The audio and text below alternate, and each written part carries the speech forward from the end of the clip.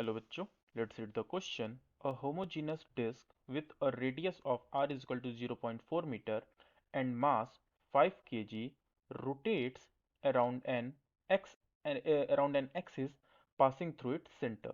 The relation between angular velocity of the disk and the time is given by omega is equal to a plus bt where b is equal to 4 radian per second square.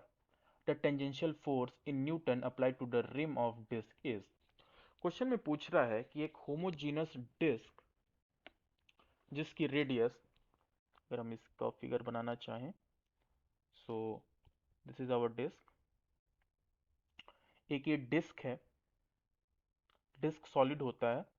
इसकी जो radius होती है, radius दी हुई है, that is R, और R की value है 0.4 मीटर, और इसका जो मास है दैट इज 5 kg। ओमेगा और टी का जो रिलेशन है that is omega equal to a plus b t, जहाँ पे बी की वैल्यू है 4 radian per second square. So question में पूछ रहा है कि डिस्क के रिम पे लगने वाले टेंजेंशियल फोर्स की वैल्यू, लेट्स से ये टेंजेंशियल फोर्स है, इसकी वैल्यू क्या है। हमको पता है कि जो अल्फा होती है एंगुलर एक्सेलरेशन, अल्फा अल्फा की वैल्यू होती है D omega by d T, यानी एंगुलर वेलोसिटी को जब टाइम के रिस्पेक्ट में डिफ्रेंशिएट करते हैं तो हमें अल्फा मिलती है।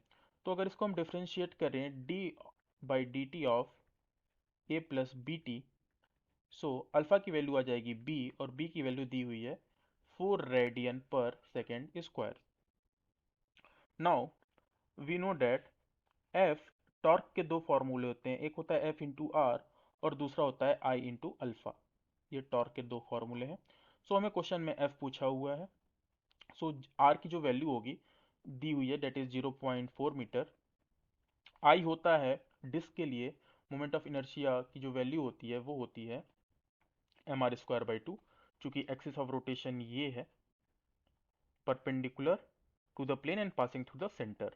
तो m की हम वैल्यू लिखेंगे m into R square is 0.4 का स्क्वायर अपॉन 2, और अल्फा हमने फाइंड कर लिया 4।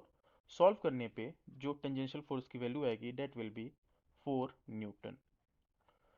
सो टेंजेंशियल फोर्स की वैल्यू आएगी 4 newton. I hope you understood it well. All the best.